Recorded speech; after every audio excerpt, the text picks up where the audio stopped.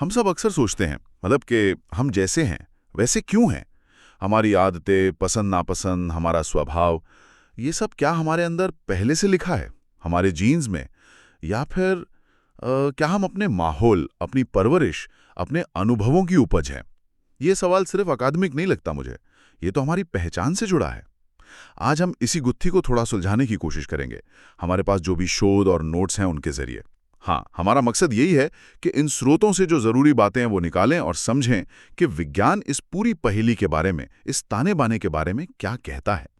ये nature versus nurture वाली बहस तो खैर सदियों पुरानी है, पर आजकल विज्ञान इसमें कुछ बहुत ही दिलचस्प परतें जोड़ रहा है। बिल्कुल। और ये समझना कि हमारा व्यक्तित्व बनता कैसे है, ये सिर्फ दिलचस्प ही नहीं है, बल्कि आप देखें तो व्यावहारिक रूप से भी बहुत जरूरी है। जब हम सोचते हैं कि क्या हम बदल सकते हैं, या क्यों कुछ लोग तनाव को बेहतर झेल लेते हैं और कुछ नहीं, तो विज्ञान हमें कुछ ठोस आधार दे सकता है। तो ये जानना कि हमारी आनुवांशिकी, हमारे जीन्स कहाँ तक भूमिका निभाते हैं, वो पहला कदम है। तो चलिए वहीं से शुरू करते हैं फिर। व्यक्तित्व पर जीन्स का सीधा असर कितना होता है? शोध हमें कोई पक्का आंकड़ा देता है इस बारे में? जैसे कोई शर्मीला है या कोई बहुत घुलने मिलने वाला, तो क्या ये डीएनए में तय होता है? हाँ, शोध इस पर काफी हद तक स्पष्ट है। देखिए, कई स्टडीज हुई हैं, खासकर जो जुड़वां बच्चों पर हुई हैं। हाँ, ट्विन स्टडीज। हाँ, वो जीन्स और माहौल के असर को अलग करने में मदद करती हैं। उनसे पता चलता है कि व्यक्तित्व के लक्षणों में जो हमें फर्क दिखाई देता है लोगों में, उसका लगभग मान लीजिए 40 से 60% हिस्सा। 40 से 60%? जी हाँ, इतना आनुवंशिक कारकों से जुड़ा होता है। 40 से 60? अरे ये तो बहुत बड़ा हिस्सा हुआ। मतलब हमारी शख्सियत का करीब करीब आधा हिस्सा हमारी बायोलॉजिकल विरासत से आ रहा है। ये तो सोचने पे मजबूर करता है कि हम अपनी बुनियादी प्रवृत्तियों को कितना बदल सकते हैं फिर। लेकिन अगर 40-60% जीन से है, तो बाकी का 40-60% कहाँ से आता है? क्या वो सिर्फ माहौल का असर है, सीधा सीधा? हाँ, ये आंकड़ा सुन के पहली बार में लग सकता है कि सब कुछ पहले से तय है, कि हम अपने जीन्स के एक तरह से गुलाम हैं। लेकिन जैसा आपने कहा, ये पूरी कहानी नहीं है। यहीं पर तस्वीर और ज्यादा पेचीदा और दिलचस्प हो जाती है। बाकी का हिस्सा पर्यावरण, अनुभव, परवरिश, हमारी संस्कृति, इन सब चीजों से आता है। पर सबसे जरूरी बात यह है कि जीन और पर्यावरण ये अलग-अलग डब्बों में काम नहीं करते हैं। वो लगातार एक दूसरे से बात करते हैं, एक दूसरे पर असर डालते हैं। इसे विज्ञान की भाषा में जीन पर्यावरण अंतःक्रिया कहते हैं। अच्छा, जीन पर्यावरण अंतःक्रिया, जीएक्सी इंटरैक्शन। बिल्कुल, जीएक्सी इंटरैक्शन। अच्छा, तो मतलब ये ऐसा नहीं है कि जीन्स ने बस स्क्रिप्ट लिख दी और माहौल ने उस पर थोड़ा रंग भर दिया। ये एक डायनामिक प्रोसेस है। बिल्कुल सही। जीन पर्यावरण अंतःक्रिया का मतलब ही यही है कि एक ही माहौल का अलग-अलग जेनेटिक बनावट वाले लोगों पर अलग-अलग असर हो सकता है। उदाहरण के लिए सोचिए, कोई तनाव वाला माहौल है, तो हो सकता है किसी एक व्यक्ति में जिसकी जेनेटिक बनावट वैसी हो, उसमें वो चिंता या डिप्रेशन ट्रिगर कर दे। जबकि दूसरा व्यक्ति जिसकी जेनेटिक संवेदनशीलता अलग है, उस पर शायद उतना गहरा असर न हो। तो हमारे जीन ये प्रभावित कर सकते हैं कि हम अपने माहौल पर कैसे रिएक्ट करते हैं। ये तो समझ आता है, ठीक है। लेकिन क्या ये रास्ता दूसरी तरफ भी जाता है? मतलब क्या हमारा माहौल, हमारे अनुभव, हमारे जीन्स के काम करने के तरीके को भी बदल सकते हैं? मैंने ये एपिजेनेटिक्स के बारे में थोड़ा पढ़ा था और ये सुनने में बहुत क्रांतिकारी सा लगता है। हाँ, एपिजेनेटिक्स इस कहानी में एक और, आप कह सकती हैं, क्रांतिकारी मोड़ लाता है। ये समझना थोड़ा सा मुश्किल लग सकता है शुरू में, लेकिन ये बहुत ही पावरफुल कॉन्सेप्ट है। एपिजेनेटिक्स का मतलब ही है जीन्स के ऊपर। ये इस बात की स्टडी है कि कैसे बाहरी फैक्टर्स, मतलब बाहरी कारक, हमारे डीएनए का जो मूल सीक्वेंस है, जो कोड है, उसको बदले बिना कोड बदले। हाँ, बिना कोड बदले हमारे जीन की अभिव्यक्ति को, मतलब जीन एक्सप्रेशन को बदल सकते हैं। यानी कौन सा जीन कब, कहाँ और कितना ऑन रहेगा या ऑफ रहेगा। अच्छा, बिना डीएनए कोड बदले ये होता कैसे है? थोड़ा समझाएंगे? आप ऐसा समझ लीजिए कि आपका डीएनए एक बहुत बड़ी लाइब्रेरी है, जिसमें हजारों किताबें हैं, यानी आपके जीन्स। तो एपिजेनेटिक्स उन पोस्ट-इट नोट्स या बुकमार्क्स की तरह है, जो लाइब्रेरियन यानी बाहरी कारक कुछ किताबों पर लगा देता है। ये बताने के लिए कि इन्हें अभी पढ़ना है या बाद में पढ़ना है या शायद बिल्कुल नहीं पढ़ना है। अच्छा। ये जो निशान होते हैं जैसे डीएनए मिथाइलेशन या हिस्टोन मॉडिफिकेशन, ये डीएनए से जुड़ जाते हैं और जीन कैसे पढ़ा जाएगा उस प्रक्रिया को कंट्रोल करते हैं। और ये लाइब्रेरियन मतलब ये बाहरी कारक, ये क्या क्या हो सकते हैं? अरे ये तो बहुत कुछ हो सकते हैं। हमारा खाना पीना, हमारा आहार, तनाव का लेवल, खासकर बचपन का तनाव, प्रदूषण या किसी जहरीले पदार्थ के संपर्क में आना, हमारी नींद, हम कितनी कसरत करते हैं, ये सब एपिजेनेटिक निशान छोड़ सकते हैं। और सबसे चौंकाने वाली बात क्या है, कुछ शोध ये भी बताते हैं कि इनमें से कुछ एपिजेनेटिक बदलाव अगली पीढ़ी तक भी जा सकते हैं। क्या बात कर रही हैं? हाँ, हालांकि इस पर अभी बहुत रिसर्च चल रही है, ये एक एक्टिव फील्ड है। बाप रे। तो इसका मतलब ये हुआ कि अगर किसी ने अपनी जिंदगी में बहुत ज्यादा तनाव झेला है तो उसके कुछ जीन्स का बर्ताव बदल सकता है। और शायद उसके बच्चों में भी उसका कुछ असर दिखे। ये तो मतलब ये नेचर वर्सेस नर्चर की पूरी बहस को ही पलट देता है। बिल्कुल, ये दिखाता है कि प्रकृति यानी जीन और पोषण यानी पर्यावरण, ये एक दूसरे में कितने गहरे गुंथे हुए हैं।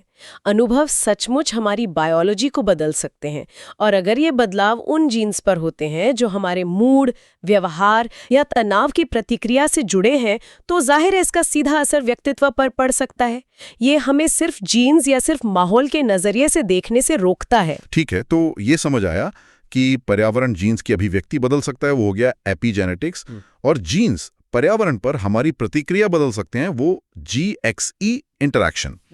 लेकिन मैंने स्रोतों में जीन पर्यावरण सह संबंध के बारे में भी पढ़ा है, RGE जिसे कहते हैं। ये इन दोनों से कैसे अलग है? इसके 3 प्रकार बताए गए हैं, पैसिव, इवोकेटिव और एक्टिव। ये क्या है? हाँ, ये एक और बहुत जरूरी पहलू है जो दिखाता है कि जीन और पर्यावरण का रिश्ता कितना पेचीदा है। देखिए, जहां जीन पर्यावरण अंतःक्रिया यानी GXE ये देखती है कि किसी दिए गए माहौल में जीन कैसे काम करते हैं, वहीं जीन पर्यावरण सह संबंध यानी RGE इस बात पर फोकस करता है कि हमारी जेनेटिक प्रवृत्तियां हमें किस तरह के माहौल में ले जाती हैं या हमारे लिए कैसा माहौल बनाती हैं। अच्छा, मतलब इसे ऐसे समझिए कि हमारे जीन सिर्फ रिएक्ट ही नहीं करते, बल्कि हमारे माहौल को चुनने या बनाने में भी एक तरह से मदद करते हैं। इसके 3 मुख्य प्रकार बताए गए हैं, जैसा आपने कहा। पहला है पैसिव सह संबंध। ये बचपन में सबसे ज्यादा देखने को मिलता है।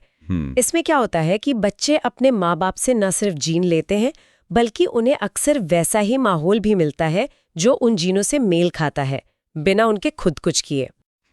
जैसे मान लीजिए माँ बाप बहुत पढ़ाकू हैं, शायद उनकी अपनी जेनेटिक प्रवृत्ति है, तो वे बच्चे को न सिर्फ वो जीन दे सकते हैं, बल्कि घर में किताबों से भरा माहौल भी दे सकते हैं।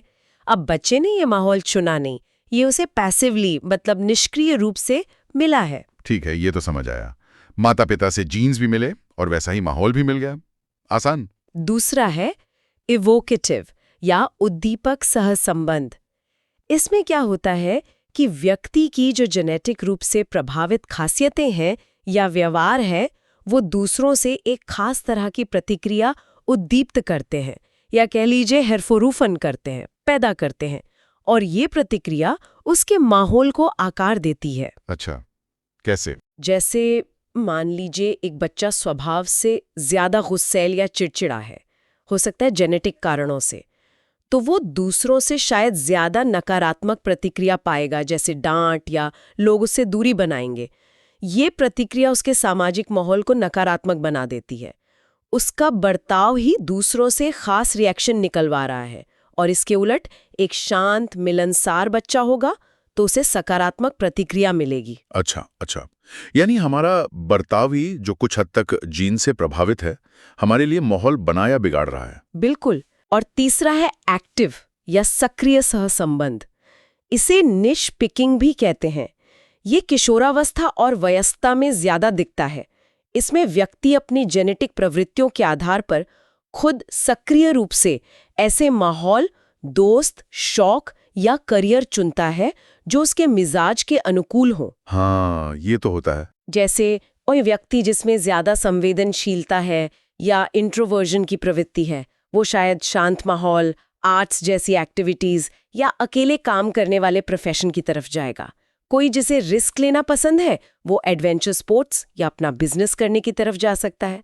मतलब वो अपने लिए एक ऐसा निच या कोना ढूंढते हैं जहां वो सहज महसूस करते हैं, और ये फिर उनके व्यक्तित्व को और पुख्ता करता है। ये तो बहुत ही दिलचस्प है। पैसिव, इवोकेटिव, एक्टिव, ये तीनों तरीके दिखा रहे हैं कि हम सिर्फ माहौल के शिकार नहीं हैं, बल्कि हमारे जीन्स पर्दे के पीछे से हमारे अनुभवों को भी कहीं ना कहीं दिशा दे रहे हैं। ये तो वाकई प्रकृति और पोषण के बीच एक लगातार चलने वाला लेन देन है। अब अगर हम थोड़ा और गहराई में जाएं तो स्रोत आणविक आनुवंशिकी, मॉलिक्यूलर जेनेटिक्स के कुछ तरीकों का जिक्र करते हैं। Candidate gene approach, genome wide association studies, GWAS। ये थोड़े तकनीकी नाम हैं, लेकिन ये हमें व्यक्तित्व के बारे में क्या बताते हैं? हाँ, ये तकनीकें हमें इस जटिल पहेली के बिल्कुल मॉलिक्यूलर लेवल के, मतलब आणविक स्तर के टुकड़े जोड़ने में मदद करती हैं। देखिए, कैंडिडेट जीन अप्रोच जो है वो एक तरह से टारगेटेड खोज है। इसमें रिसर्चर्स क्या करते हैं कि पहले से मौजूद जानकारी या थ्योरी के आधार पर कुछ संदिग्ध जीन्स चुन लेते हैं जिनके बारे में उन्हें लगता है कि वो किसी खास व्यक्तित्व लक्षण से जुड़े हो सकते हैं, जैसे गुस्सा या सहानुभूति। फिर वो स्टडी करते हैं कि क्या उन जीन्स के अलग अलग वर्जन्स, जिन्हें एलील्स कहते हैं, लोगों में उस लक्षण के लेवल से जुड़े हैं। अच्छा, यानी पहले से शक के आधार पर कुछ खास जीन्स की जांच करना। बिल्कुल सही। दूसरी तरफ जीनोम वाइड एसोसिएशन स्टडीज या GWAS जो है वो एक ज्यादा बड़ी, बिना किसी पहले की धारणा के की जाने वाली खोज है, ब्रॉड सर्च है। इसमें रिसर्चर्स किसी व्यक्ति के पूरे जीनोम को, मतलब उसके सारे जीन्स के समूह को, उसमें लाखों छोटे छोटे जेनेटिक बदलाव होते हैं जिन्हें SNPs कहते हैं। SNPs, हाँ, सिंगल न्यूक्लियोटाइड पॉलीमॉर्फिज्म। हाँ, उनको स्कैन करते हैं। वो देखते हैं कि क्या इनमें से कोई भी बदलाव किसी खास व्यक्तित्व लक्षण से, जैसे बहिर्मुखता या न्यूरोटिसिज्म, उससे सांख्यिकीय रूप से, मतलब स्टैटिस्टिकली जुड़ा हुआ है। और इससे क्या पता चला है? क्या हमें कोई पर्सनालिटी जीन जैसा कुछ मिला है? नहीं, GWAS ने जो सबसे बड़ी बात साफ की है वो यही है कि व्यक्तित्व जैसे जो जटिल लक्षण होते हैं उनके लिए कोई एक पर्सनालिटी जीन नहीं होता, बल्कि हजारों जीन होते हैं, और उनमें से हर एक का असर बहुत छोटा होता है, बहुत ही मामूली। हजारों? हाँ, लेकिन वो सब मिल के व्यक्तित्व में जो भिन्नता हम देखते हैं उसमें योगदान करते हैं। इसे पॉलीजेनिक प्रकृति कहते हैं। तो GWAS हमें इन कई छोटे छोटे योगदान देने वालों की पहचान करने में मदद करता है, भले ही हम अभी पूरी तरह से ये न समझें कि वो सब मिलकर कैसे काम करते हैं। इसके अलावा जीन एक्सप्रेशन प्रोफाइलिंग जैसी तकनीकें भी हैं। वो ये देखती हैं कि किसी व्यक्ति के टिश्यूज में, जैसे दिमाग में, कौन सी जीन कितने एक्टिव हैं। रिसर्चर्स ये देखने की कोशिश करते हैं कि क्या व्यक्तित्व लक्षणों में अंतर जीन एक्सप्रेशन के पैटर्न में अंतर से जुड़ा है। ये सारे मॉलिक्यूलर अप्रोच हमें ये समझने में मदद कर रहे हैं कि जेनेटिक्स बिल्कुल जमीनी स्तर पर कैसे काम करती है। ये सब तो मॉलिक्यूलर लेवल पर हो रहा है, ठीक है, लेकिन इसका असर हमारे दिमाग पर कैसे पड़ता है? क्या जीन्स हमारे ब्रेन की वायरिंग या उसकी केमिस्ट्री को बदलकर व्यक्तित्व पर असर डालते हैं? क्या हमारे न्यूरोट्रांसमीटर्स जैसे डोपामिन या सेरोटोनिन, उनका लेवल हमारे जीन्स तय करते हैं? निश्चित रूप से। व्यक्तित्व का एक ठोस न्यूरोबायोलॉजिकल आधार है, मतलब तंत्रिका जीव विज्ञान से जुड़ा आधार है, और जीन इस आधार को बनाने में बहुत महत्वपूर्ण भूमिका निभाते हैं। हमारे जीन दिमाग के विकास, उसकी संरचना और उसके कामकाज सबको प्रभावित करते हैं। उदाहरण के लिए, जीन दिमाग के अलग अलग हिस्सों के साइज, उनकी डेंसिटी या उनकी कनेक्टिविटी को प्रभावित कर सकते हैं, जैसे अमिगडाला जो भावनाओं से जुड़ा है, अमिगडाला, या प्रीफ्रंटल कॉर्टेक्स जो फैसले लेने में मदद करता है। इन सब पर जीन्स का असर हो सकता है। और जैसा आपने पूछा, बिल्कुल, जीन न्यूरोट्रांसमीटर सिस्टम पर भी गहरा असर डालते हैं। डोपामीन जो अक्सर इनाम, मोटिवेशन और बहिर्मुखता से जुड़ा होता है। सेरोटोनिन जो मूड, इम्पल्स कंट्रोल और न्यूरोटिसिज्म से संबंधित है। और नॉर्पेनेफ्रिन जो अलर्टनेस और तनाव प्रतिक्रिया में भूमिका निभाता है। इन केमिकल्स का बनना, उनका ट्रांसपोर्ट होना, उनके रिसेप्टर्स कितने सेंसिटिव हैं, ये सब कुछ जेनेटिक रूप से प्रभावित हो सकता है। और इन न्यूरोकेमिकल सिस्टम में जो अंतर होते हैं वो व्यक्तित्व की भिन्नताओं में योगदान कर सकते हैं। तो हाँ, जीन एक तरह से हमारे दिमाग के हार्डवेयर यानी संरचना और सॉफ्टवेयर यानी केमिस्ट्री और फंक्शनिंग दोनों पर असर डालते हैं। वाह, ये पूरी तस्वीर अब और ज्यादा साफ होती जा रही है। मतलब जीन दिमाग को प्रभावित करते हैं, दिमाग व्यवहार और व्यक्तित्व को आकार देता है, और इस पूरी प्रक्रिया में माहौल लगातार जीन एक्सप्रेशन और व्यवहार दोनों पर असर डालता रहता है। ये वाकई एक बहुत ही जटिल सिस्टम है। अब सवाल ये उठता है कि इस सारी जानकारी का प्रैक्टिकल इस्तेमाल क्या है, व्यवहारिक उपयोग, खासकर जब हम मेंटल हेल्थ और साइकोसोशल डिसऑर्डर्स यानी मनोसामाजिक विकारों की बात करते हैं। हाँ, इसका बहुत महत्वपूर्ण व्यवहारिक महत्व है। देखिए, सबसे पहले तो ये समझने से कि कुछ खास जेनेटिक बदलाव कुछ मानसिक स्वास्थ्य स्थितियों के जोखिम को बढ़ा सकते हैं, जैसे डिप्रेशन, एंजाइटी, सिजोफ्रेनिया, ADHD। इससे हमें ये समझने में मदद मिलती है कि ये स्थितियां क्यों कुछ परिवारों में ज्यादा पाई जाती हैं। अच्छा, ये जेनेटिक वल्नरेबिलिटी या आनुवंशिक संवेदनशीलता का कॉन्सेप्ट है। इसका मतलब ये नहीं है कि जीन ही किस्मत है, बिल्कुल नहीं, बल्कि ये कि कुछ लोग तनावपूर्ण जीवन की घटनाओं या मुश्किल माहौल के प्रति जेनेटिक रूप से ज्यादा संवेदनशील हो सकते हैं। यानी ये जोखिम की पहचान करने में मदद कर सकता है आगे चलकर। हाँ, संभावित रूप से, बिल्कुल। और इससे भी ज्यादा महत्वपूर्ण बात यह है कि ये ज्ञान पर्सनलाइज्ड ट्रीटमेंट अप्रोच यानी व्यक्तिगत उपचार दृष्टिकोण के दरवाजे खोल सकता है। भविष्य में शायद किसी व्यक्ति की जेनेटिक प्रोफाइल को समझकर डॉक्टर्स ये बेहतर अनुमान लगा पाएंगे कि कौन सी दवा या कौन सी थेरेपी उनके लिए सबसे असरदार होगी। अच्छा, और जिसके साइड इफेक्ट्स सबसे कम होंगे। उदाहरण के लिए कुछ जीन इस बात पर असर डालते हैं कि हमारा शरीर दवाओं को कैसे मेटाबोलाइज करता है, कैसे पचाता है। तो इस जानकारी का इस्तेमाल सही दवा और सही डोज चुनने में किया जा सकता है। इससे इलाज ज्यादा सटीक और व्यक्तिगत हो सकेगा।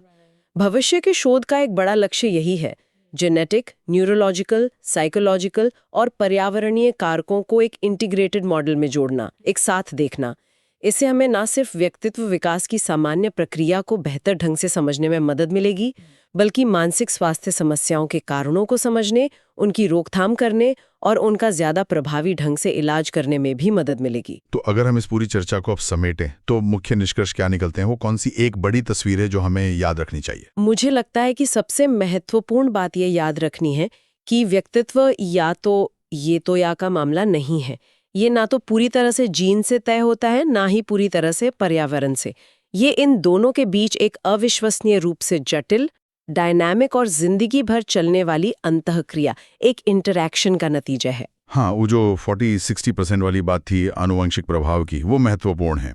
वो दिखाती है कि हमारी जैविक प्रवृत्तियां एक मजबूत नींव तो रखती ही हैं। बिल्कुल, उस नींव को हम नजरअंदाज नहीं कर सकते, लेकिन फिर एपिजेनेटिक्स हमें दिखाता है कि हमारे अनुभव उस नींव को बदल सकते हैं। जीन पर्यावरण सहसंबंध दिखाता है कि हमारी नींव हमारे अनुभवों को भी प्रभावित करती है। हाँ, और मॉलिक्यूलर और न्यूरोबायोलॉजी हमें वो रास्ते दिखा रहे हैं जिनके जरिए ये सब होता है। तो ये एक लगातार चलने वाला संवाद है जिसमें हम सिर्फ दर्शक नहीं हैं, हमारी पसंद जैसे एक्टिव सहसंबंध में और हमारे अनुभव एपिजेनेटिक्स के जरिए भी इस संवाद को आकार देते हैं। ये सब जानने के बाद एक विचार मन में आ रहा है। अगर हमारा व्यक्तित्व जीन, पर्यावरण, अनुभव और हमारी पसंद की इतनी जटिल बुनावट है, तो खुद को बदलने की, आत्म परिवर्तन की हमारी क्षमता कितनी वास्तविक है? हम अक्सर कह देते हैं लोग बदलते नहीं, पर क्या विज्ञान कुछ और कहानी बता रहा है? और अगर हम खुद को बेहतर बनाना चाहते हैं तो हमें ध्यान कहाँ लगाना चाहिए? अपनी गहरी जड़ों, अपनी जेनेटिक प्रवृत्तियों को समझने और स्वीकार करने पर, या फिर अपने माहौल को बदलने, नई आदतें डालने और शायद अपने एपिजीनोम को रीप्रोग्राम करने की कोशिश करने पर? शायद जवाब इन दोनों के बीच कहीं छिपा है। इस पर सोचना वाकई दिलचस्प होगा।